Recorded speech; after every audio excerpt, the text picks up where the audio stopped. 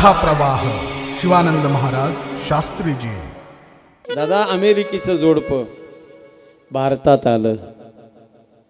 जोडपं म्हणजे पती पत्नी होते पण माणसं नव्हते, पती पत्नी होते पण माणसं नव्हते। मग कोण होतं? राजहंस आणि राजहंसाची पत्नी, दोघं नवरा बायको। राजहंस और राजहंस की पत्नी दोनों भारत में आ गए। त्यांनी ऐकलं होतं, म्हणले भारत देश हा फार सुंदर देश आहे, संस्कृती प्रधान देश म्हणजे भारत आहे।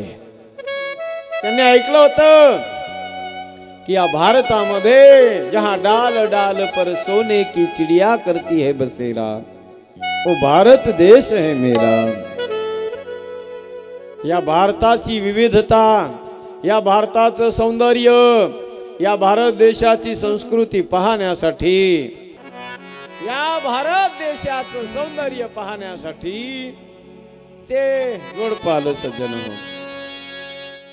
आणि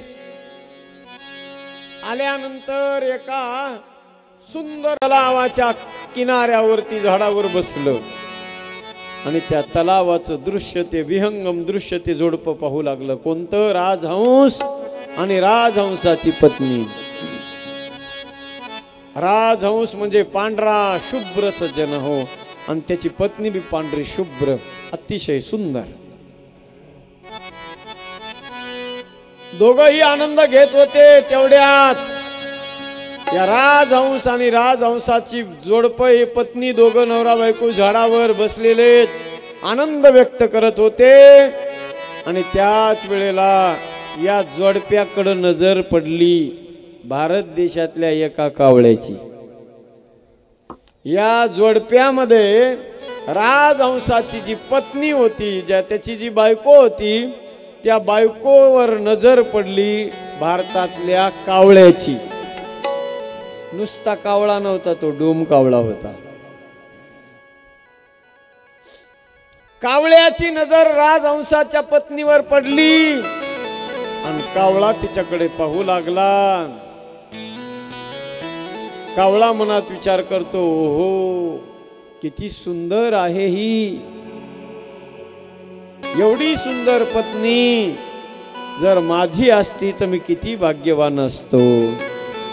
कोण म्हणतंय? कावळा। पण आता या जन्मात शक्य आहे का त्याला? राजहंसासारखी पांढरी शुभ्र सफेद रंगाची पत्नी आता या कावळ्याला शक्य आहे का या जन्मात? कसं शक्य नव्हतं, पण बोलून चालून कावळा आहे बघा हा। कावळा हा आतून बी काळा असतो आणि बाहेरून बी काळा असतो। ज्याची नियतच सज्जन हो खराब आहे ना, त्याला कावळा बनव। कावळ्यानं विचार केला, मी काय केलं म्हणजे ही राजहंसाची पत्नी मला भेटन। फार गोड आहे सज्जन हो, लक्ष देऊ नाही का? कावळ्यानं त्यांना पाहिलं, आलेत गड्यामध्ये पाहुणे आपल्याकडे, चांगला 2-4 दिवस यांचा मुक्काम दिसतोय, एवढ्या 2-4 दिवसात आपल्याला काम करावं लागतंय। रातोरात कावळा हुशार होता, म्हणतात ना कावळा हा पक्षामध्ये हुशार असतो, चतुर असतो, चतुर असतो कावळा। एखादा माणूस जर जास्त चतुरपणा करायला तर माणसं त्याला म्हणतात काय चतुर कावळा येऊ। कावळा चतुर आहे। कावळ्यानं डोकं लावलं, काही जरी झालं तरी हरकत नाही, जमीन आसमान एक करू, पण ही राजहंसाची पत्नी मला मिळालीच पाहिजे, ही भावना त्याच्या मनात निर्माण झाली। कावळा गेला सज्जन हो, रात्रीच्या वेळेला डायरेक्ट कोणाच्या घरी गेला कावळा? जज साहेबाच्या घरी गेला। जज म्हणजे कोण? कोर्टाचा न्यायाधीश। त्या न्यायाधीशाच्या घरी कावळा गेला आणि कावळ्यानं त्या न्यायाधीशाला विनंती केली, म्हणे जज साहेब एक महत्वाचं काम घेऊन तुमच्याकडे आलोय। काय काम आहे म्हणे? बोला कावळे साहेब, काय काम आणलंय सांगा। तो जज विचारतोय कावळ्याला आणि कावळा सांगू लागला, म्हणे जज साहेब अतिशय महत्वाचं काम आहे. तेवढं जर काम तुम्ही केलं ना जज साहेब, तर तुमच्या मनामधली अत्यंत महत्वाची इच्छा मी पूर्ण करेन.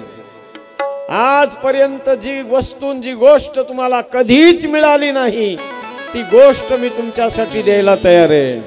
फक्त एवढी माझ्या मनाची इच्छा पूर्ण करा. जजनं विचारलं, काय म्हणे तुमचं काम सांगा.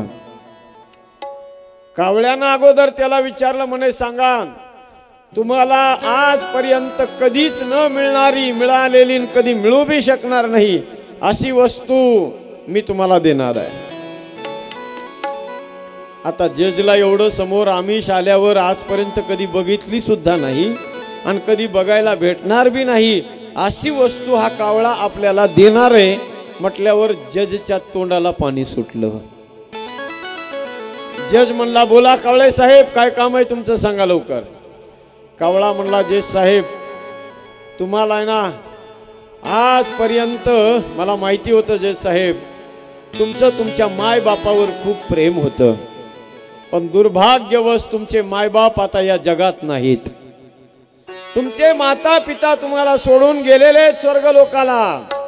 आता मला सांगा जज साहेब, तुमच्या माय बापाचं दर्शन तुम्हाला किती पैसे दिले म्हणजे होईल सांगा. जज म्हणला, नाही होऊ शकत.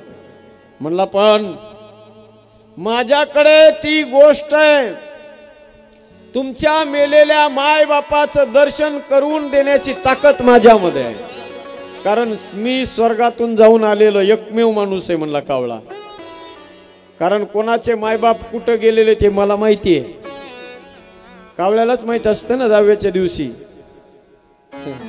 कावळ्याने स्पर्श केल्याशिवाय ते पिंडला माणसाचं समाधान होत नाही. कोणाचे मायबाप कुठे गेले हे फक्त कावळ्याला माहिती आहे. कावळा तिथून जाऊन आलेला आहे. कावळा म्हणला, जज साहेब तुमच्या माय बापाचं दर्शन करून देण्याची जबाबदारी माझी, पण माझं एक काम करावं लागेल. म्हणे, काय काम आहे बोला. आणि मग कावळा सांगू लागला, जज साहेब आपल्या भारत देशामध्ये समुद्राच्या तटावरती एक अमेरिकेचं जोडपं आलेलं आहे. राजहंस आणि त्या राजहंसाची बायको, नवरा बायको दोघं आलेले आहेत. आणि त्या राजहंसाची जी पत्नी आहे त्या पत्नीवर माझं प्रेम जडलेलं आहे. जज साहेब दुनिया उलटी पलटी करून टाका, पण त्या राजहंसाची बायको माझी झाली पाहिजे. निकाल माझ्या बाजूने लावा, बस एवढंच पाहिजे. ऐकताय तुम्ही? निकाल फक्त कावळ्याच्या बाजूने लावायचा आहे. जज साहेब म्हणले, ये तो मेरे बाया हात का खेळ आहे, सहज करून टाकतो म्हणे, चिंता करू नका. गेला सज्जन हो कावळा कुठे? कोर्टात. त्या राजहंसाच्या विरोधात कावळा कोर्टात गेला. कावळ्यानं वकील लावलाय, राजहंसानं एक वकील लावलाय. दोघांचं मॅटर कोर्टात गेलं. जज साहेब बसलेलेत आपल्या खुर्चीवर. कावळ्याचा वकील म्हणू लागला, जज साहेब ऑर्डर ऑर्डर. जज साहेब या राजहंसाच्या सोबत असलेली जी बाई आहे, जी स्त्री आहे, ही स्त्री कावळे साहेबाची बायको आहे.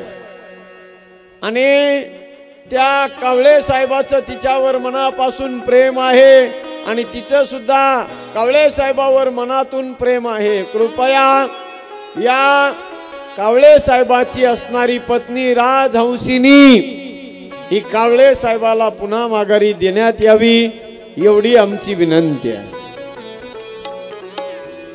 आता या राजहंसाला विचारलं, ओ आजी बसा बसा, आजी बसा, का तर सुरू झालं, यायचं नाही पुढं, इकडे लक्ष द्या. हो ऐकायला नाही आलं तुम्हाला? मौसी काय डिअरिंग आहे हो तुमच्या गावातल्या महिलांमध्ये? गेलं आमचं सर पाण्यात,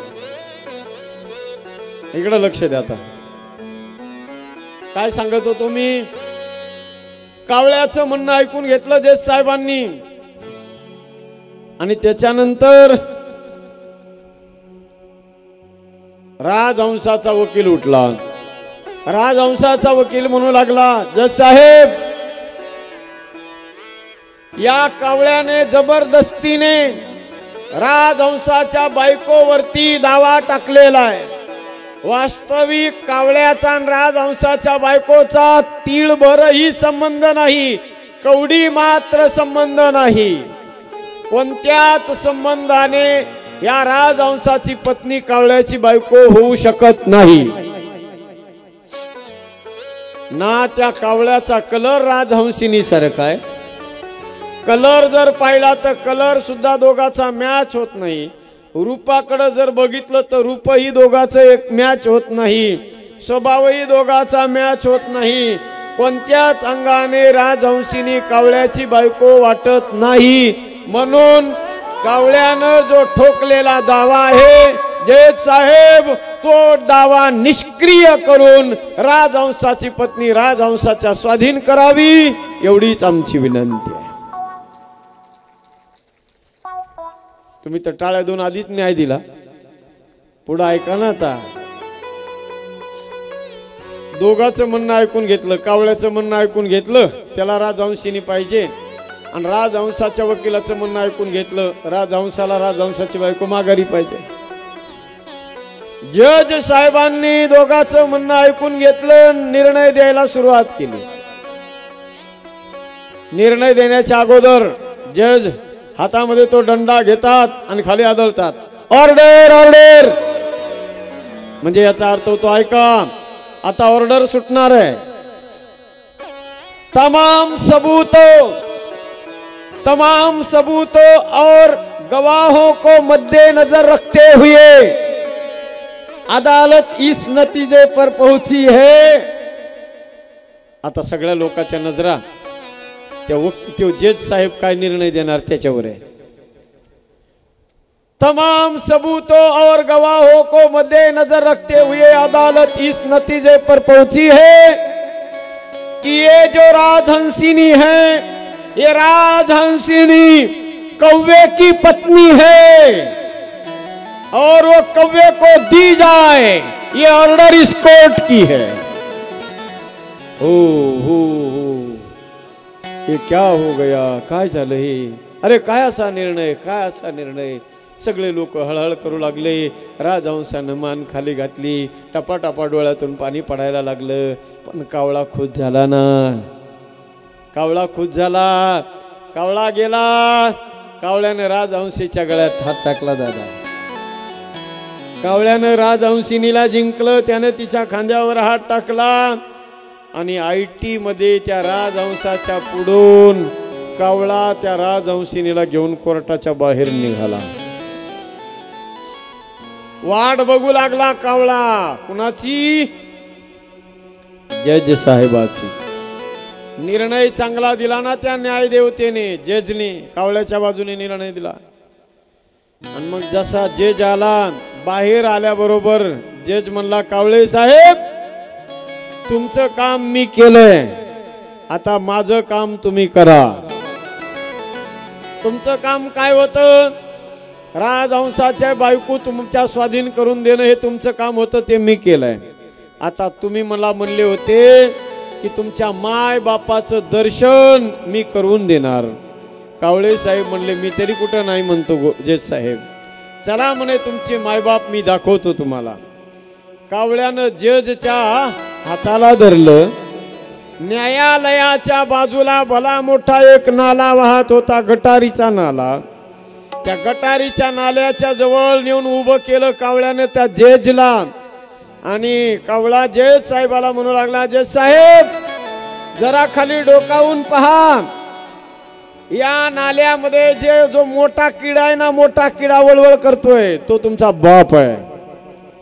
आणि त्याच्या बाजूला जी मोठी आळी दिसते ना, ती तुमची आई आहे. तो जज म्हणला, ओ कावळे साहेब, हे काय चालू आहे, काय नाटक आहे? त्यावेळेला तो कावळा म्हणू लागला, जज साहेब, काय तुम्हाला काय वाटलं? तुमचे मायबाप स्वर्गामध्ये असते ना असं वाटलं का? अहो जज साहेब, जर तुमच्यासारख्या न्याय देवतेने, तुमच्यासारख्या जज लोकांनी आमिष घेऊन आमिषाला बळी पडून जर चुकीचा निर्णय जर दिला तर तुमच्यासारख्या न्याय देवतेचे मायबाप स्वर्गात जात नसतात, ते गटारात जात असतात, गटारात जात असतात. संपलं, कथा संपली. याचा अर्थ एवढाच आहे, न्याय देवता ही निष्पक्ष असली पाहिजे. मोठा अवघड काम आहे दादा बरं काय, हे पडणं म्हणजे मोठं अवघड काम आहे. शंकर भगवान म्हणले, ब्रह्मदेवाला म्हणले चिंता करू नका, विष्णू भगवंतालाही म्हणले तुम्ही चिंता करू नका, तुमच्या दोघांनाही न्याय देण्याचं काम माझं आहे. कारण शंकर ब्रह्मजी म्हणू लागले मी मोठा आहे, आणि विष्णू भगवान म्हणत होते मी मोठा आहे. शंकर भगवंतानं सज्जन हो माझ्या भोलेनाथाने आपली ज्योत प्रगट केली. ज्योत, लक्ष देऊ नये का, ज्योती प्रगट केली. आणि शंकरानं सांगितलं ब्रह्मदेवाला, या ज्योतीचं मूळ, ही ज्योत कुठून आली, ही ज्योत कुठून आली आहे त्याचं मूळ तुम्ही शोधा. आणि विष्णू भगवंताला सांगितलं या ज्योतीचा टोक तुम्ही शोधा. विष्णू भगवान मूळ शोधायला गेले आणि ब्रह्मदेव ज्योतीचा टोक शोधायला गेले. विष्णू भगवान खाली गेलेत आणि ब्रह्मदेव वर गेलेत. भगवान भोलेनाथाची दिव्य ज्योती आहे सज्जन हो. ज्योत म्हणजे पिंड शंकर भगवंताची ज्योत. विष्णू भगवान खाली गेले, एवढं खाली गेले, एवढं खाली गेले, त्यांना काय त्या ज्योतीचं मूळ शोधायला मिळ लागेना. शेवटी ब्रह्मदेव वर गेले. ब्रह्माजी वर गेले होते, इतकं वर गेले ब्रह्मदेव, तरी बी जेवढं वर गेले तेवढीच वर आणखी ज्योत दिसायला लागली. तुम्ही जर कधी हिमालयात गेलात तर हिमालयामध्ये एक डोंगर चढून पुढे गेलं की दुसरा डोंगर आणखी त्याच्यापेक्षा मोठा दिसतो. तो चढला की पुन्हा आणखी एक डोंगर तेवढाच मोठा. एक सारीता तो पुढे उभे. जेवढं जाईल तेवढं आणखी ती ज्योत उंचच दिसायला लागली. आणि मग सज्जनाव ब्रह्मदेव हैराण झाले. खाली विष्णू भगवान बी परेशान झाले. विष्णू भगवंताला वाटलं या ज्योतीचं मूळ खाली कुठे नेमकं काय आता आपल्याला शोधल्या जाणार नाही. प्रामाणिकपणाने इमानदारीने विष्णू भगवान वर आले आणि शंकर भगवंताचे पाय धरले, हात जोडून विनंती केली, बाबा माफ करा, मी तुमच्या ज्योतीचं मूळ नाही शोधू शकत. पण ब्रह्मदेव वर गेले होते, कारण जो या ज्योतीचं मूळ आणि ज्योतीचा शेवटचा टोक शोधून येईल तो मोठा हे सिद्ध होणार होतं. विष्णू भगवंताने हार मानली आणि विष्णू भगवान वर आले. पण ब्रह्मदेवाला बी ज्योतीचा वरचा टोक सापडत नव्हता. पण ब्रह्मदेवाने खोटारडेपणा केला. ब्रह्मदेवाला वर जात असताना सज्जन हो एक केतकी नावाचं फुलाचं झाड भेटलं. केतकी. त्या केतकीला ब्रह्मदेवानं सांगितलं, तिला विचारलं ही ज्योती आणखी वर किती उंच आहे. केतकी म्हणली माझा जन्म झालाय तेव्हापासून मला बी आणखी मिळण्याला लागला, माझा सुगंध बी तिथपर्यंत पोहोचू शकला नाही म्हणे, इतकी उंच आहे ती ज्योत. थोडस वर गेल्यावर पुन्हा एक गाय लागली, गोमाता कामधेनू.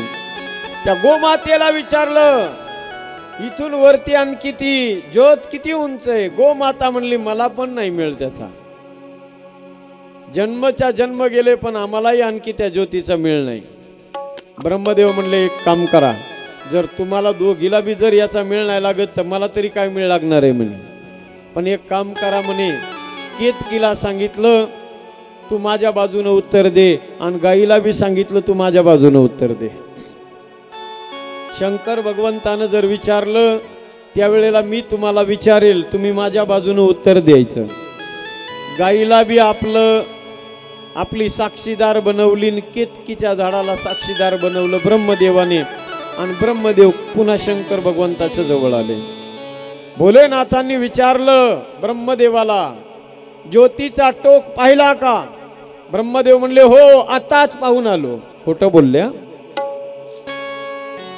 ब्रह्मदेव म्हणले माझ्यावर विश्वास नसेल तर तुम्ही या केतकीला विचारा. केतकी म्हणली हो पाहिलाय ब्रह्मदेवानं टोक. गाय बाजूला उभी होती, त्या गाईला विचारलं या ब्रह्मदेवानं टोक पाहिला का ज्योतीचा? गोमाता म्हणली हो ब्रह्मदेवानं टोक पाहिलाय.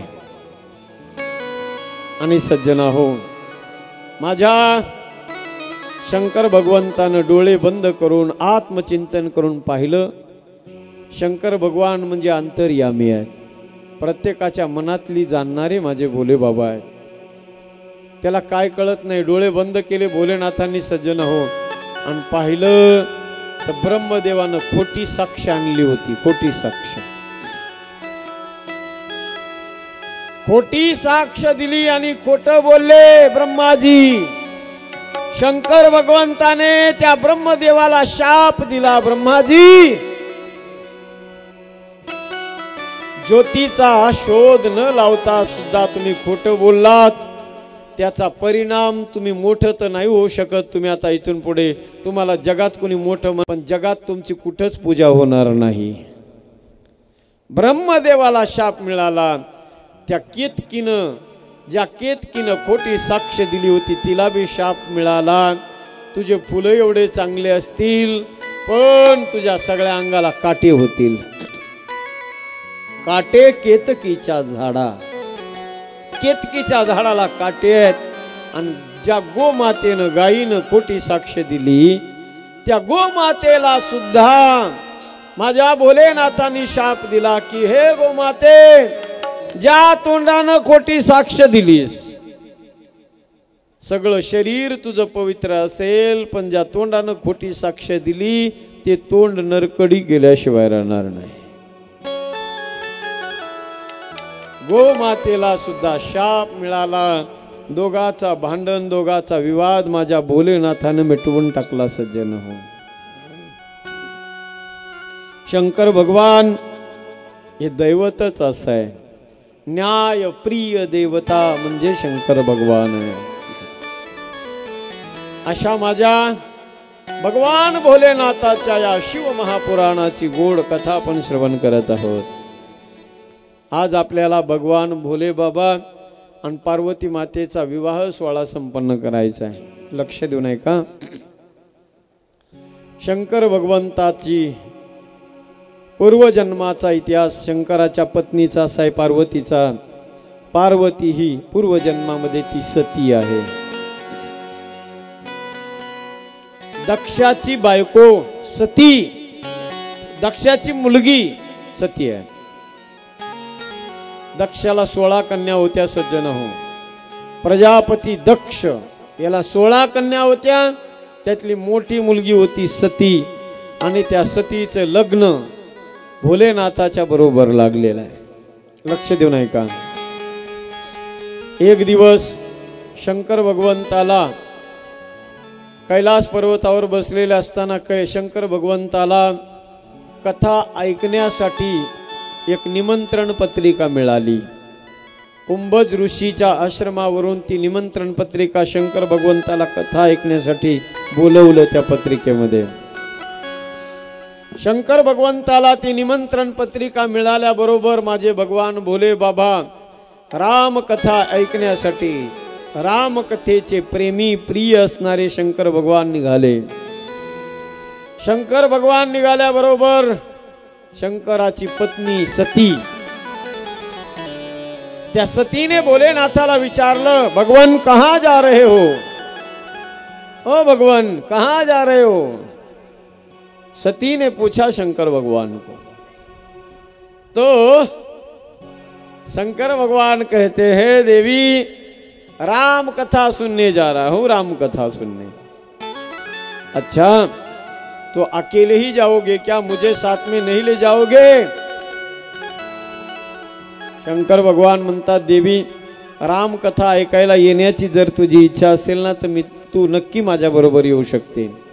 शंकर भगवंताने नंदीवर बसवलं सतीला. नंदीवर बसून शंकर भगवान सतीला घेऊन कैलासावरून निघाले आणि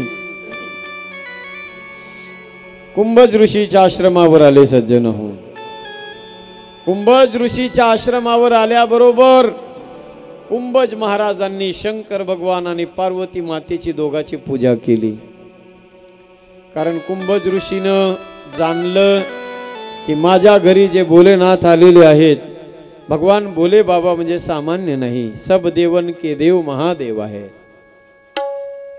आदर आतिथ्य केलं, पूजा केली, पूजन केलं. आणि पूजा केल्यानंतर सज्जन हो, शंकर भगवंताला सुंदर आसनावर बसवलं. कथा सांगणारे कोण आहेत? कुंभज ऋषी आहेत. ऐकायला कोण आलंय? ऐकायला आलेत महादेव आणि त्यांची पत्नी सती. पण ऐकायला आलेले जे श्रोते आहेत, शंकर भगवान कुंभज महाराजांनी ओळखलं शंकराचा अधिकार सामान्य नाही. जरी ते आज कथा ऐकायला आलेत म्हणजे सामान्य त्यांचा अधिकार नाही.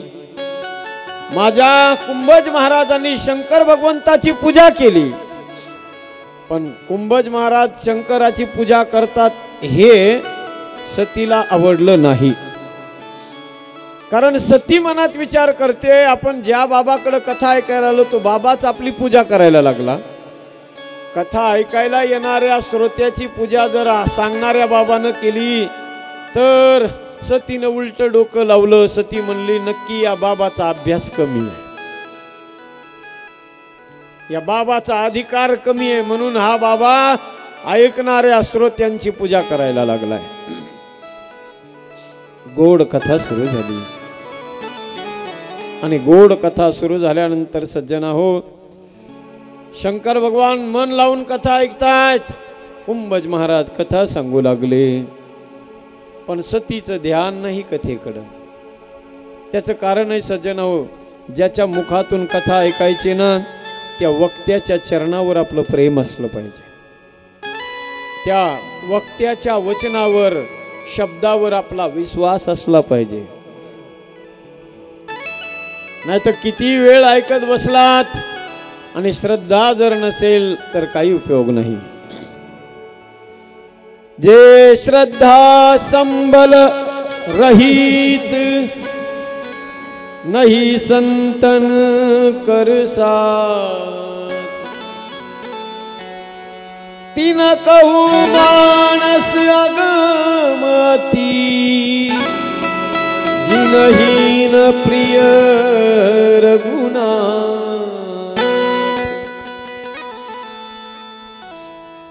ज्याच्या अंतकरणात श्रद्धा नाही ना, ती माणसं सज्जन हो कथा ऐकू शकत नाही.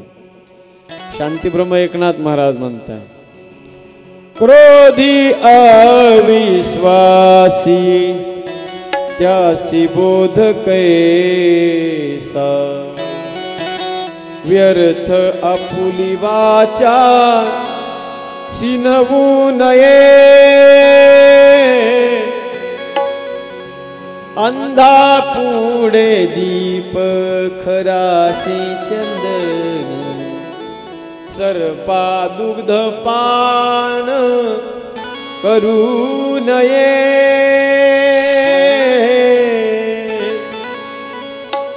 क्रोधी माणसाला, अविश्वासी, ज्याला विश्वास नाही ना, शब्दावर विश्वास नाही, कथेवर विश्वास नाही, देवावर ज्याचा विश्वास नाही, त्या माणसाला कथा सांगू नये. यह न कहिय सटही हटसिलही, जो मन लाईन सुनहरी लिलही. जी माणसं सज्जन हो, मन लावून भगवंताची कथा ऐकत नाहीत ना, अंतकरणाची कानं करून, त्याला कथा सांगू नये. शंकर भगवंताने मनातून कथा ऐकली, पण सतीने ऐकून न ऐकल्यासारखी केली. कहत सुनत रघुपती गुण गाथा, कहत सुनत रघुपती गुण गाथा, कहत सुनत रघुपती गुण गाथा, कहत सुनत रघुपती गुण गाथा, कहत सुनत रघुपती गुण गाथा. सुनत रघुपति गुण गाता। कछु दिन कहाँ रहे गिरिनाथा, कछु दिन कहाँ रहे गिरिनाथा। कछु दिन कहाँ रहे गिरिनाथा, कछु दिन कहाँ रहे गिरिनाथा। कहत सुनत रघुपति गुण गाथा, कहत सुनत रघुपति गुण गाता। कहत सुनत